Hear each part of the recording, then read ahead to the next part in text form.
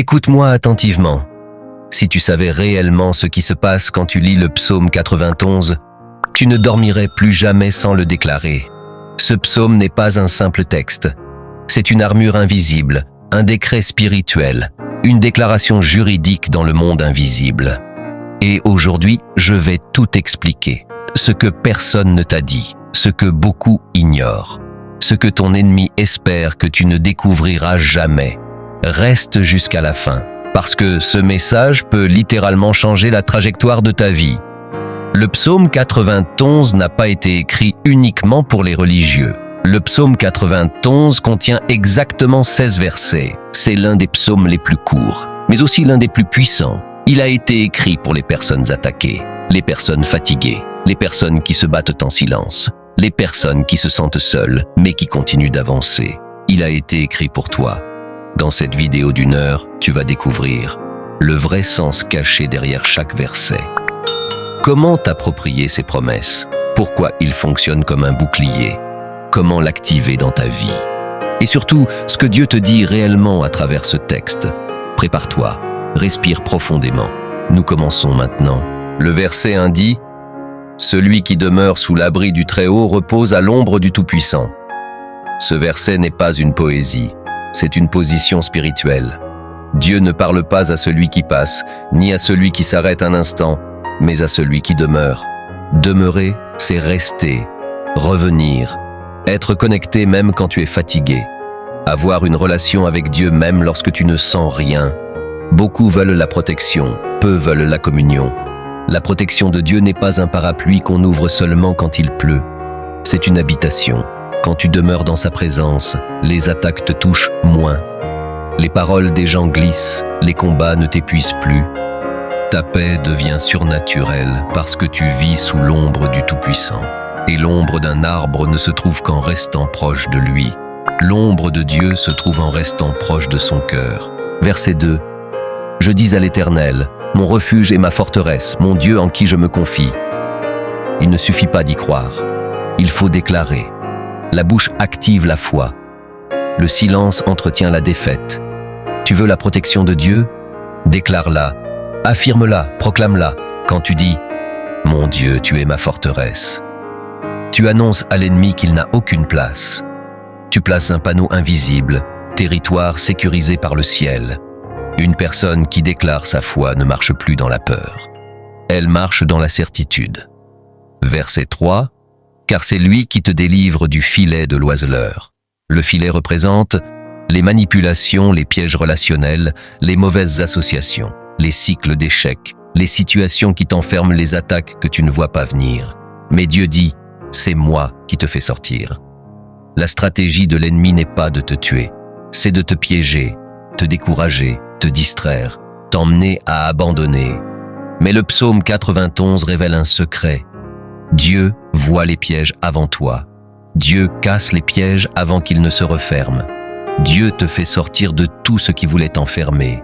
4. Il te couvrira de ses plumes et tu trouveras un refuge sous ses ailes. Tu sais ce que cela signifie vraiment? Cela parle de tendresse, de protection intime, de proximité, de sécurité affective et spirituelle. Dieu dit, « Je ne te protège pas seulement comme un soldat, je te protège comme une mère protège son enfant. » Dieu n'est pas distant, il est proche, plus proche que tu ne l'imagines. Sous ses ailes, la peur disparaît.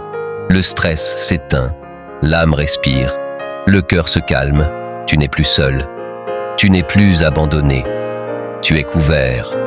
Le verset 5, tu ne craindras ni les terreurs de la nuit, ni la flèche qui vole de jour. Parce que la nuit, c'est là que les pensées reviennent, les inquiétudes s'amplifient, les attaques spirituelles se multiplient, les cauchemars surgissent, les peurs deviennent réelles. Mais Dieu dit, tu ne craindras pas. Quand tu médites le psaume 91 la nuit, tu changes l'atmosphère de ta chambre. Tu invites le ciel à dominer ton sommeil.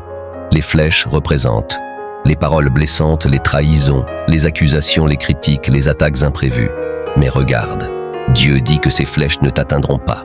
Pourquoi? Parce que sa fidélité est ton bouclier, pas ta force, pas ton intelligence, pas ton caractère. Verset 6. Ni la peste qui marche dans les ténèbres, ni la contagion qui frappe en plein midi. Ici, Dieu révèle deux formes d'attaque. 1. Ce qui se passe dans les ténèbres, les attaques invisibles, les choses que tu ne vois pas, les influences spirituelles, les peurs, les cauchemars, les angoisses, les pensées qui t'assaillent la nuit. 2. Ce qui frappe en plein midi, les problèmes visibles, les maladies, les mauvaises nouvelles, les échecs, les attaques directes, les événements brutaux. Dieu couvre l'invisible et le visible, le spirituel et le physique, la nuit et le jour. Tu es protégé 24 heures sur 24. Ce verset détruit la peur. Il brise l'angoisse. Il ferme la porte à tous ceux qui voulaient te détruire sans que tu le saches. Même les attaques que tu ignores, Dieu les annule avant qu'elles te touchent. Déclare chaque soir. Rien ne peut me toucher, ni la nuit ni le jour. Je suis couvert. Verset 7. Que 1000 tombent à ton côté et 10 000 à ta droite, tu ne seras pas atteint. Tu vas voir des gens tomber. Tu vas voir des situations s'effondrer. Tu vas voir la vie secouer ton environnement. Mais Dieu te dit, toi, tu resteras debout. Tu n'es pas défini par ce qui arrive aux autres. Tu es défini par la protection de Dieu sur toi. Ce verset libère l'assurance. Il t'arrache à la peur du futur. Il te dit clairement, tu ne seras pas une statistique. Tu seras un témoignage. Quand tu entends une mauvaise nouvelle, dis « Pas moi, Dieu me garde ». Verset 8. De tes yeux seulement tu regarderas, et tu verras la rétribution des méchants. Dieu te dit que tu ne seras pas confondu. Tu n'auras pas besoin de te venger, de te justifier, de te battre avec des gens. Dieu s'en charge lui-même. Ce verset te libère du désir de te défendre. Il annonce que Dieu mettra tes ennemis à nu pendant que tu resteras debout. Tu ne verras pas ta honte. Tu verras leur chute. Laisse tomber les combats inutiles. Laisse Dieu gérer les gens qui te veulent du mal. Verset 9. Car tu es mon refuge, ô Éternel. Tu fais du Très-Haut ta retraite. Quand tu choisis Dieu comme refuge, tu deviens inaccessible. Ce n'est pas une émotion, c'est un choix. Tu peux choisir la peur ou choisir Dieu. Tu peux choisir la panique ou choisir la confiance. La présence de Dieu devient un abri naturel. Elle te renforce. Elle t'élève au-dessus des attaques. Quand tu sens la pression monter, ne cours pas chez les gens. Cours vers Dieu. Verset 10. Aucun malheur ne t'arrivera. Aucun fléau n'approchera de ta tente. Ce verset parle de la protection totale. Protection de ta maison. Protection de ton couple. Protection de tes enfants. Protection de tes projets. Protection de ton environnement. Ton foyer devient un territoire interdit. Ce verset met une frontière spirituelle. Il dit « Le mal s'arrête ici, il ne passe pas ». Avant de dormir, impose tes mains sur ton lit et dis « Ici, aucun mal ne passe ». Verset 11. Il ordonnera à ses anges de te garder dans toutes tes voies. Tu n'es jamais seul. Même quand tu ne le vois pas, il y a des anges autour de toi. Ils t'empêchent d'accidents, ils bloquent certains dangers. Ils t'éloignent de certaines personnes. Ils interviennent dans tes déplacements. Le monde invisible travaille pour toi. Ta vie est entourée de forces célestes. Quand tu sors, dis « Ange de Dieu, veillez sur moi aujourd'hui ». Verset 12. Ils te porteront sur les mains. Cela signifie que même quand tu fais des erreurs, quand tu es fatigué, quand tu manques de force, Dieu te rattrape. Tu ne tomberas pas n'importe comment. Ce verset écrase la culpabilité. Même quand tu faiblis, Dieu te protège encore. Arrête de croire que tu dois être parfait. Dieu te soutient même quand tu flanches. Verset 13. Tu marcheras sur le lion et l'aspic. Le lion, les attaques violentes. L'aspic, les attaques sournoises. Le dragon, les attaques spirituelles profondes. Dieu dit que tu vas tout fouler. Tu n'es pas la victime. Tu es l'autorité. Tu as le pouvoir de piétiner ce qui voulait te détruire. Quand tu sens une attaque, dis « J'ai autorité sur cela, je piétine cela au nom de Jésus ». Verset 14. Puisqu'il m'aime, je le délivrerai. L'amour que tu as pour Dieu déclenche sa protection.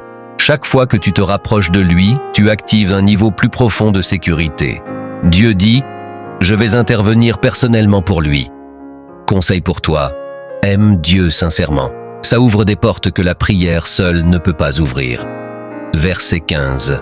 Il m'invoquera, et je lui répondrai, « Tu n'as pas besoin d'un intermédiaire. Tu n'as pas besoin d'être parfait. Tu n'as pas besoin de longues prières. Dès que tu appelles, Dieu répond. Tu n'es plus ignoré. C'est écrit. Dieu te répond. Conseil pour toi. Quand tu ne sais pas quoi faire, appelle Dieu simplement. Seigneur, aide-moi maintenant. Verset 16. Je le rassasierai de longs jours et je lui ferai voir mon salut. Ce verset parle de longévité, santé, paix, réussite, accomplissement, vie stable, vie épanouie. Dieu dit, ta vie sera longue et belle. C'est une promesse de vie, pas de survie. Tu ne vas pas juste exister, tu vas vivre pleinement. Déclare chaque matin, j'aurai une longue vie bénie et protégée. Ici, Dieu te dit, même au milieu du chaos, je te garde. Tu peux être entouré d'échecs, entouré de personnes qui tombent, entouré de difficultés. Mais Dieu dit, pas toi. Pas parce que tu es meilleur, mais parce que tu es couvert.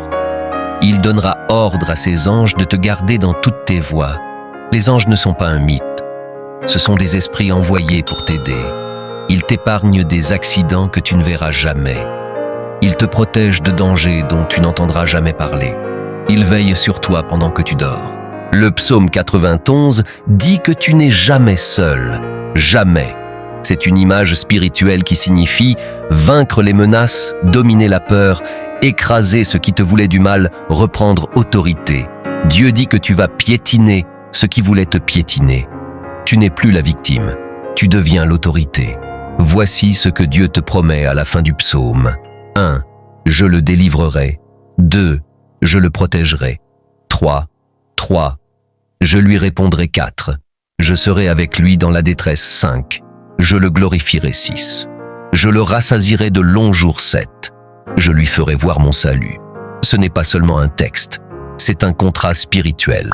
Le psaume 91 n'est pas un chant ancien, c'est un secret, une stratégie, un refuge, une arme, un pacte entre Dieu et toi. Et aujourd'hui, tu connais enfin tout ce que ce psaume active dans ta vie. Si tu es resté jusqu'à la fin, c'est que Dieu t'a parlé aujourd'hui. Alors abonne-toi à cette chaîne pour ne manquer aucun enseignement biblique. Aime la vidéo et partage-la à quelqu'un que tu veux voir protégé par la puissance du psaume 91.